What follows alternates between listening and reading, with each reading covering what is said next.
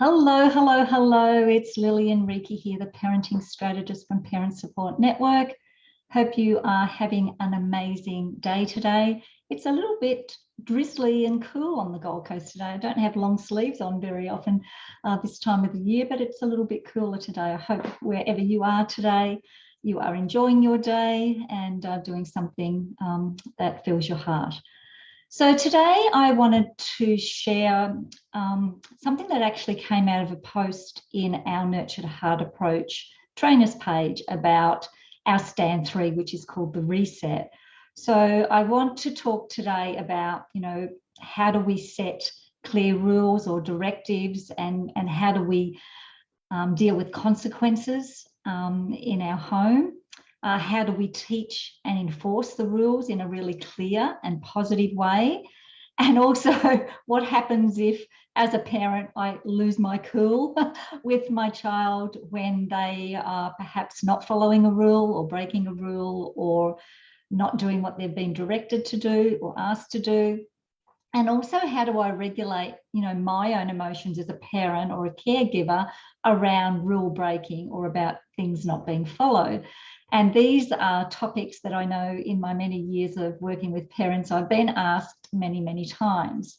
So you may or may not be familiar with the Nurtured Heart approach. And for the benefit of those who aren't, or for the benefit of those who would like a little bit of a recap, the 3 stands of the Nurtured Heart approach. So there are 3 stands. And of course, when we stand for something, that means we're very strong, we're very resolute, we really, believe in what it is that is within that stand. So what we're standing for. So stand 1 of the Nurtured Heart approach is absolutely no. And that's no to not giving energy to the negativity, to the things that we don't want to grow.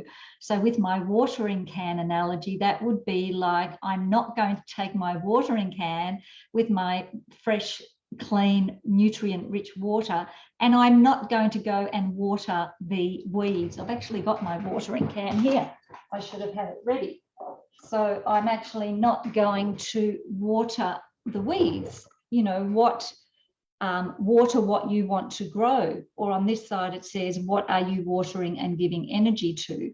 So stand 1 is all about not pouring water or not giving energy to the things that you do not want to grow, that you do not want to have more of. So, for example, you don't go and water when the kids are being negative or disrespectful or not cooperative or breaking a rule or fighting or squabbling or, carrying on as such. So stand 2 is absolutely yes. So that's all about giving beautiful, positive, connected relationship to the things that are going well or that are positive.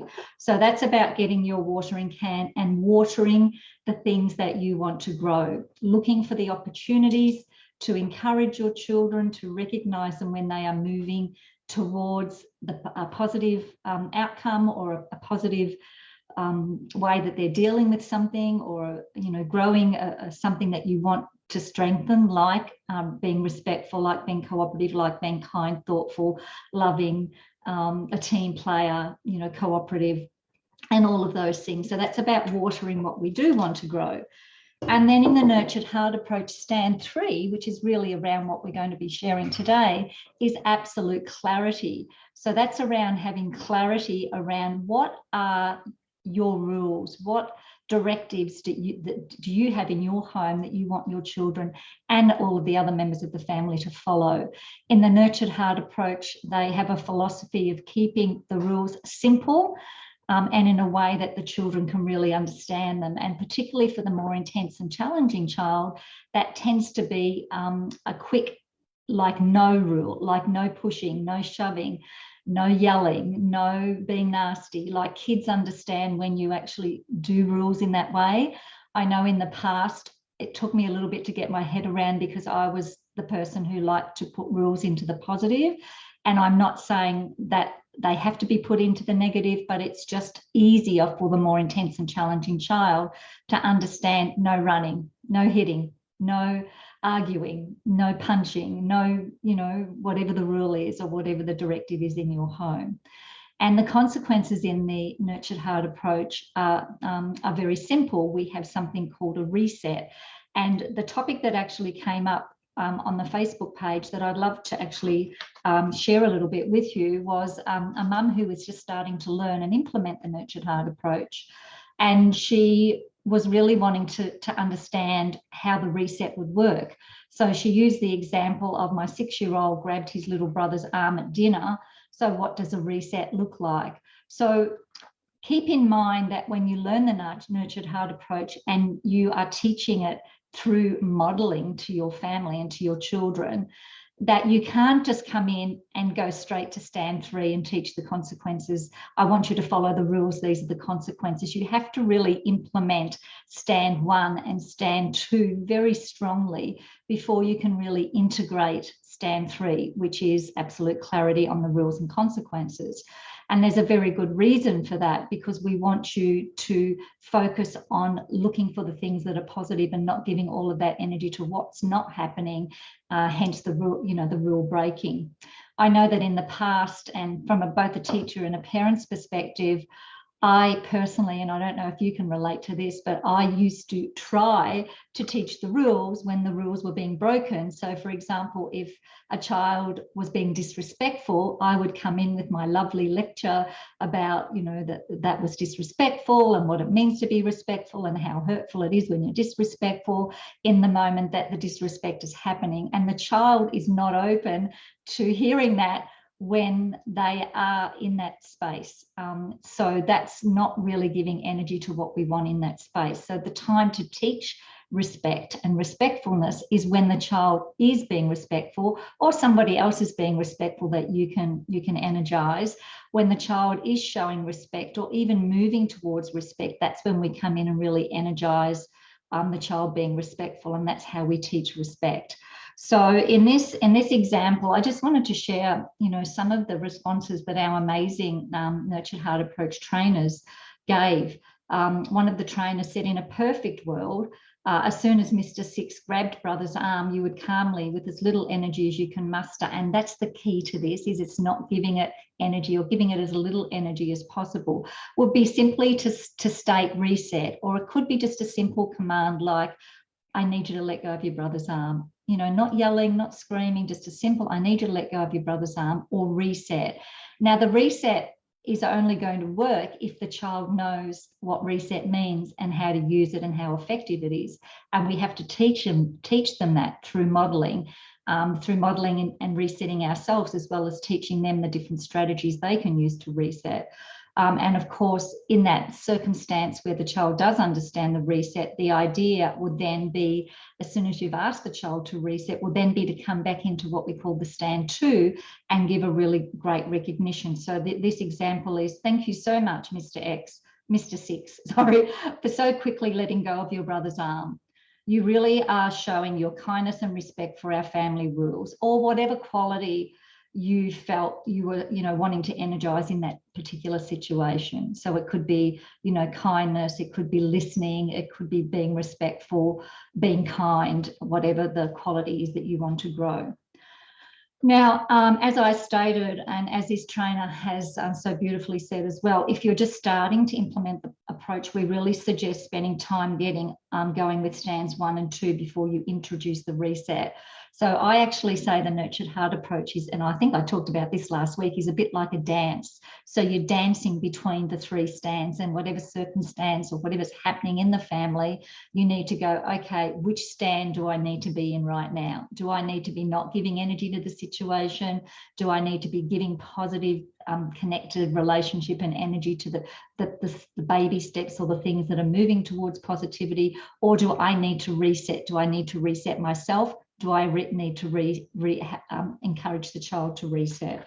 So we go on to say, meanwhile, stand 3 is really as much about clarity as it is about the consequence. And I really agree with that. So many of us parents go, yeah, but what's the consequence when they break a rule? What punishment are they going to get? How are we going to teach them that that's not the right thing to do? So you need to make sure in your own mind what the rules are. So, for example, the rule could be no grabbing anyone at dinner. no hitting, no calling mean names, etc. And you could even make up rules that are not even an issue for the kids at the time to hijack them into success. So, for example, this trainer suggested you could make up a rule: no spilling the bath water out of the tub. And and that's just an idea, a creative idea that she came up with, so that whenever a rule is not being broken, you can give lots of the stand to energy to the child. So, for example, in that bathtub situation, you could say, wow, Mr. Six, I see that you are being careful not to splash the water out of the tub.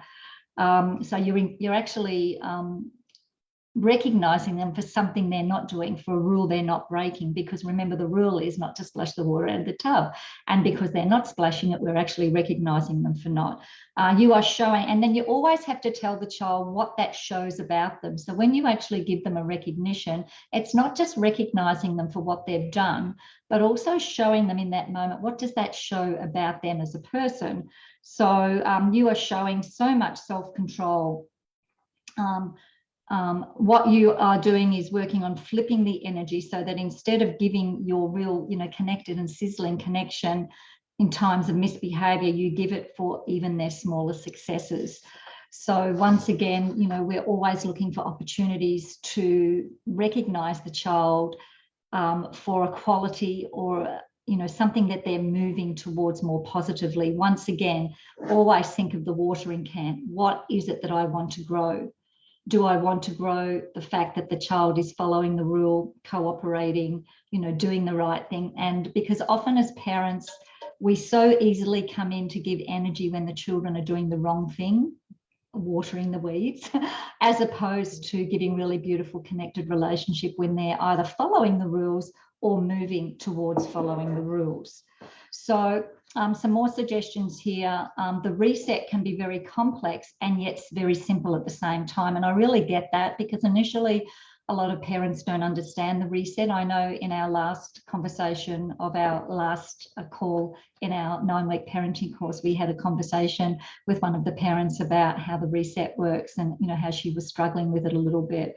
So in this instance, it could be a simple reset said calmly to the 6-year-old. And then as the behavior changes, you then come in and recognize them. So we're actually looking for, once we ask them to reset, we're actually looking for their behavior moving away from the misdemeanor towards compliance or cooperation or whatever the situation is.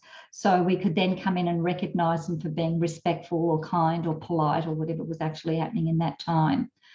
Sometimes in this moment, this trainer said, I need a reset more than anyone else. So often it's the parents, we need to actually reset ourselves, because we are escalated. We might be feeling angry or upset or annoyed because the child has broken a particular rule. They're squabbling with their sibling, or they're not listening, or whatever, being disrespectful, or whatever's going on.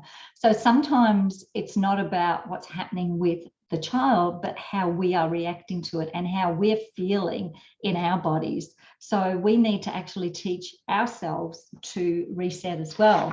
And that could be done in a lot of different ways. And you could actually model to your children by actually saying, you might even say out loud, I actually need, kids, I actually need to reset myself.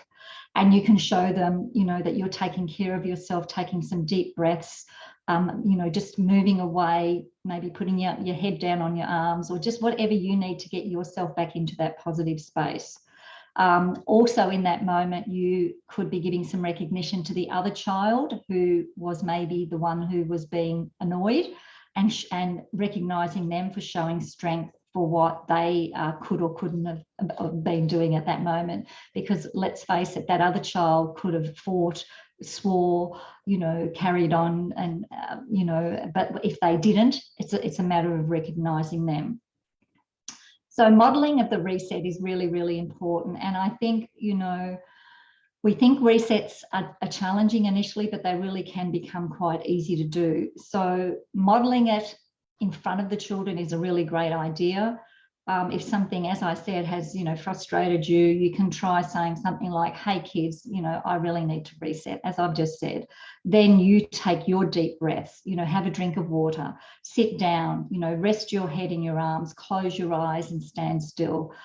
Sit on the ground, count to 10, take a few deep breaths, do a different breathing technique, go outside and come back in. Or whatever you feel will help you shift out of that kind of frustration or that funk that you're feeling at that moment. So there are lots of different ways to reset. And the great way of teaching it to our children is to actually model it. And by them observing you, they will soon figure out what sort of reset works for them as well, because not all resets look the same. Not all resets work. What works for me won't work for you, or what works for one child won't work for another child. Another thing that I've been adopting in my classes is the bop. Now, I know there's an old dance called the bop, but the bop also works really, really well with the reset. So the bop is an acronym. So the B stands for breathe. So it's about taking the time to really stop and breathe out your frustrations, or breathe in what it is you're wanting to attract, what it is you're wanting to grow. And the O stands for open your heart. So it's really about, as you're breathing in what you want or out your frustration, or a combination of both, breathing in what you want, breathing out your frustration, you're opening your heart and you're asking yourself in that moment, what is it that I really want? What is it that I'm wanting to grow in this moment? What is it that I'm going to water with my watering can? Am I going to water the disrespect that just happened? Or am I going to look for the opportunity for that child to move closer towards being respectful? How are you wanting to feel in this moment? Are you wanting to feel angry and frustrated, annoyed? Or are you wanting to, feel into the positivity of the experience, or of what's coming, or the behavior that your child is going to move away from and move closer to something more positive? And then the P in BOP is to pause. So it's really to take the time to really feel into, having that real clarity yourself, and really feeling into the way that you want things to go. Because at the end of the day, regulating our own emotions around rule breaking can be tricky, because often, that's when we really come to life. That's when we really become energized. The kids could be, doing the right thing, or playing cooperatively in the lounge room, watching a movie or something. And we don't kind of come in with much energy then, because we're kind of just like, even unconsciously going, phew, they're behaving, they're quiet at the moment. But as soon as some energy happens, as soon as there's a squabble, or you hear kids throwing things, or fighting, or squabbling in some way, or one's crying out, don't hurt me, or what have you, that's when we come in, and that's when we give our energy. And that's why it's upside down, because we're giving our energy and connection and relationship at the times when the kids are doing the wrong thing, instead of coming in when they were doing the right thing. So regulating our own emotions as parents around rule breaking is really important, and that's something that we have to work on as well. We need to be continuing to reset ourselves, or to do the BOP, to breathe, open our heart and pause, and really to focus on what we want, or just to take that time out to go, okay, I'm feeling really annoyed at the moment, only 10 minutes ago I had this same thing happen, and now they're squabbling again. Like, you're really feeling that kind of negative energy. So just to give yourself the opportunity to come back into that positive place. So just to go over those questions again quickly for the last couple of minutes. How do I set clear rules, directives and consequences in my home? So the children, well, everybody needs to know what the rules are. So if there's no clarity around rules, if one day it's okay to run in the house and the next day it's not, then that rule's not going to be clear. So children need to know, not only children, but all of the people who live in the home need to understand what the rules are. The rule could be, phones go off at 9 p.m. or whatever the rule is. Like, there needs to be clarity around that. And how do I teach and enforce the rules in a clear and positive way? You teach them when they're being followed.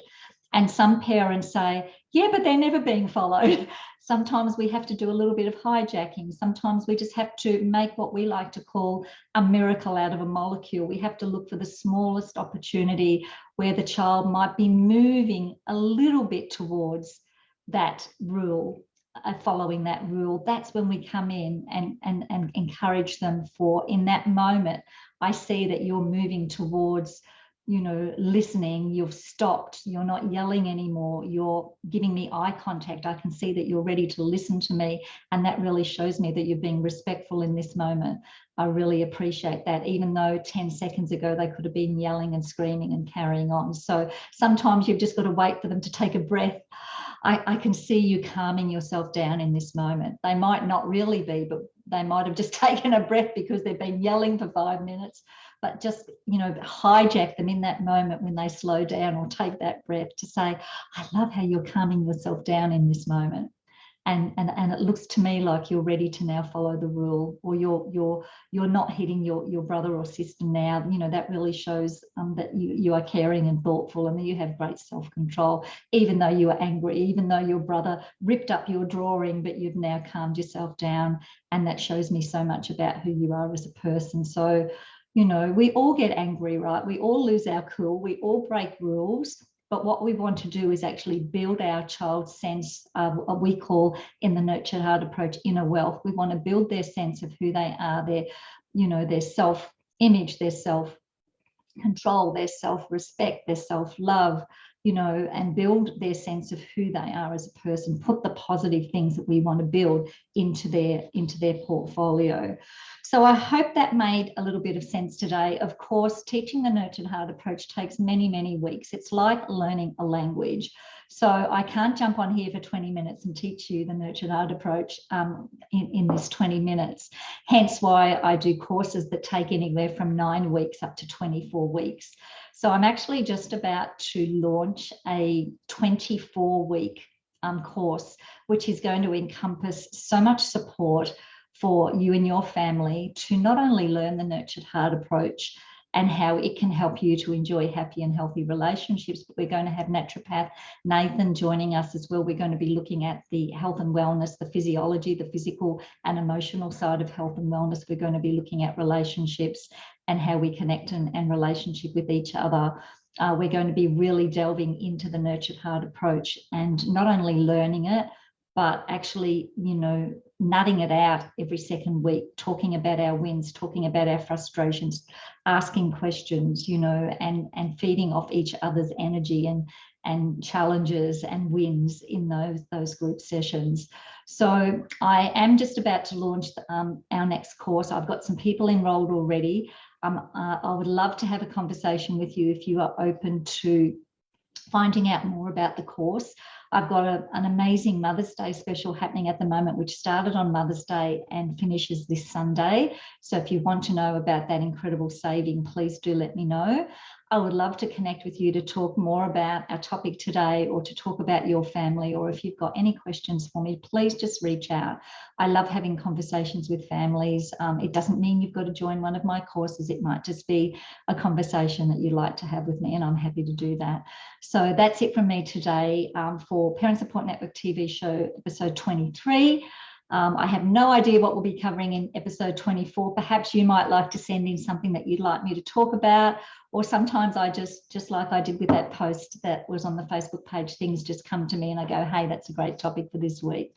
So Lillian Reiki, parenting strategist from Parent Support Network, equipping parents to enjoy happy and healthy children and relationships on purpose. Bye for now.